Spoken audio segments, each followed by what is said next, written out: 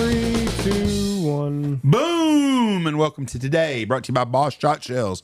Check them out at bosshotshells.com. Get all your copper for the waterfowl season with the new copper shells. They are amazing. Today is my day.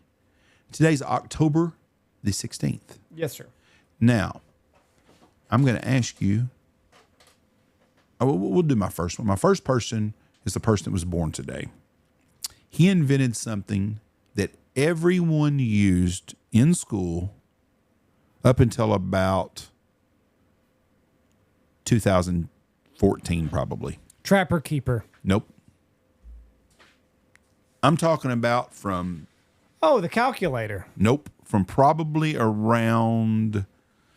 I'll give you exact day when you'd have started using it. Probably around 1807. And we quit using it in 14? Mm-hmm. Every classroom, you used it. The pull-down map. No. The globe. No. I think they had globes before 1807. You don't? I think they did. Probably not. They didn't have the flat globes until just recently when these people come out of the woodwork. Yeah. Yeah, that's what I meant. I don't know. Teachers would tell you all the time to look it up. Oh, encyclopedia. No. And I never did understand this either. Biblioteca. Nope. The dictionary. Oh, right. How do you spell communism? I'll go look it up. Well, if I know how to look it up, I know how to spell it. Right. But that's just a cop-out. The dictionary. They just don't want you to be lazy. The gentleman that invented that, do you know what his name was? Robert Dictionnaire. Nope. Noah Webster, the Webster Dictionary. Oh, yeah. He was born on October 16th, 1758 in Western Hartford, Connecticut colony. Now, the guy was kind of a dick. He went to Yale College. His dad borrowed, saved, sold some stuff to send him to Yale. He graduated from Yale and never spoke to his parents again. Okay. Kind of a pissy attitude. Had a love for words, though. Yep.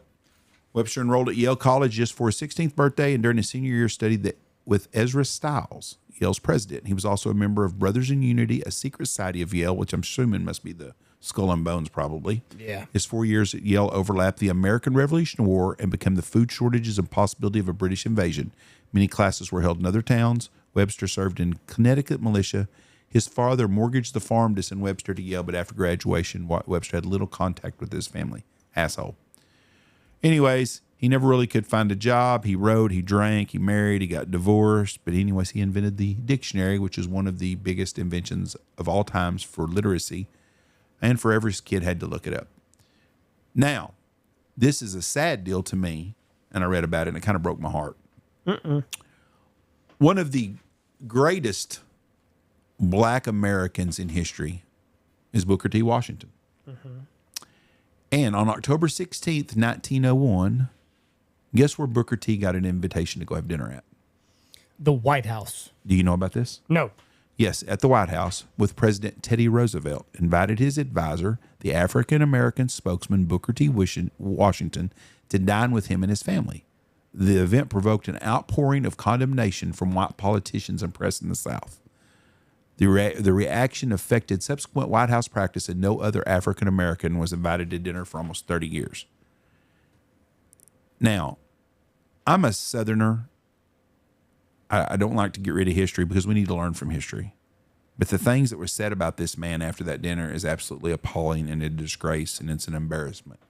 But that's what everybody pictures, everyone that's white on the black people that are on the left that keep calling us racist and Nazis. They want to portray us from all this kind of stuff that happened at these times. And that's not the way white people are, or nobody I know is. But anyways, it was really bad thing. He got a lot of bad press from it, and it all started from him just getting to go have dinner with his family. And he was a very prominent black man. But anyways, Booker T. Washington had dinner at the White House, and it turned into a horrendous event, and it shouldn't have been just from a very good man having dinner with the president. So anyways, that happened today. Now, my person that died today, I'm going to tell you her name. Mm-hmm. And you've seen her 1,000 times on TV. Mm-hmm. Her name is Betty Lynn. Mm-hmm. Do you know who she is? Mm-mm. She was the girlfriend of one of the best characters to ever be on TV. She was the TV girlfriend of one of the greatest characters. George Costanza. Nope. Someone will never, ever be like this guy on this show. And you watch the show a lot. Howard Wollowitz's girlfriend, then wife, became wife. No, she's pretty good looking in real life too. Yeah. No, not her. Huh.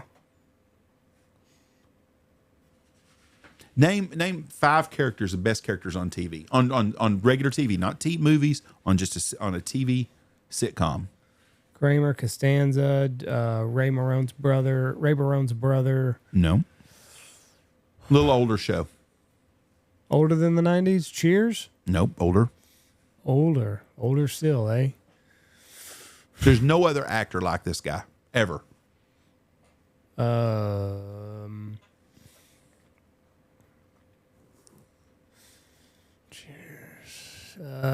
Coaches. Not before Cheers. Before that. Black and white TV. Barney's girlfriend. Bingo. Thelma Lou. Yep. Barney's one of the best characters on TV ever. Mm-hmm. Nobody else could play, but you could make a movie right now and you could never have anybody be Barney Fife. No. Just the old googly eyes and stuff. Even when he's in, what's the show where he's scared? The Ghost of Mr. Chicken. Great show with kids. I'm telling you right now, if you've got kids, you need to watch Ghost of Mr. Chicken with your kids. It's when TV was really a lot of good family TV. It was it. Anyways, her name was Elizabeth Ann Teresa Lynn. Another one was Betty Lynn. She was born in Kansas City, Missouri in 1926. Betty Lynn was the only child of Elizabeth Ann and George Daly. Her father was a civil engineer who worked as a municipal employee for Kansas City and later as a private contractor. Her mother, described as an accomplished mezzo-soprano, taught Betty in her early childhood singing and enrolled her in the Kansas City Conservatory of Music, where she was only 5 years old. Prior to that, according to federal census records, her parents had separated and divorced before April 1930. Their marriage was reported to have been tumultuous and with allegations that her father once threatened to shoot her mother in the abdomen when she was pregnant, and that after Betty's birth, he made more threats and forced her mother on more than one occasion to hide in a locked closet to protect herself and her baby. Sounds like her dad's a real dickhead. Most men probably were back then. Following her mother's breakup with Daly, young Betty had little personal contact with her father. She went with her mother to live with her mother's parents, who also resided in Kansas City. Betty's grandfather, a railroad engineer, effectively served as the father figure from then until his death in Sacramento in 1959. When she was 17, Lynn auditioned to participate in the USO Entertainment. At age 18, she was part of a USO tour in the China-Burma-India Theater during World War II. She realized the gravity of the situation when a Marine gave her a pistol saying, "You might need this." Her activities on the tour included visiting patients in hospitals and singing requests from a repertoire of 725 songs. So anyway, she went to Broadway, had a couple of big hits, then got into playing on the Andy Griffith Show. She was on that show 5 years. Do you know how many episodes she was in 5 years? 100? 26 episodes is all. And she was never signed on to the show, in part because at the time she was cast, she was still under contract for Texas John Slaughter, where she played Mrs. Slaughter. So anyway, she was on the side. She said, "I really loved and enjoyed her," is what Don Knotts said about her. "She was sweet and kind. She was so fun to play, and I loved working with Don Knotts. He was so wonderful." Following the end of the Andy Griffith Show, Lynn continued appearing in various television and film series. In 1986, she joined her former Andy Griffith Show castmates for the NBC reunion movie Return to Mayberry, in which Thelma Lou finally married Barney Fife. In 2006, Lynn retired from acting and relocated to Mount Airy, North Carolina, the hometown of Andy Griffith, and the town on which Mayberry is believed to have been based, despite Griffith's claims to be the contrary. Anyway, she went back there and worked. She would go do appearances at the Mayberry stuff, signed autographs, and she died at 95 years of age and was a Catholic and still went to church there in Mount Airy. But anyways, rest in peace, Thelma Lou. Mm-hmm. Anyways, interesting show. That's a great show. They don't make shows like that no more, and if they did, nobody would watch them. I don't think they would, but they're good, wholesome shows, so you need to go back and watch Barney Five, Andy Griffith, and check out Thelma Lou. Thank y'all for listening to us. God bless y'all. Have a wonderful, wonderful weekend. Be safe. Bye.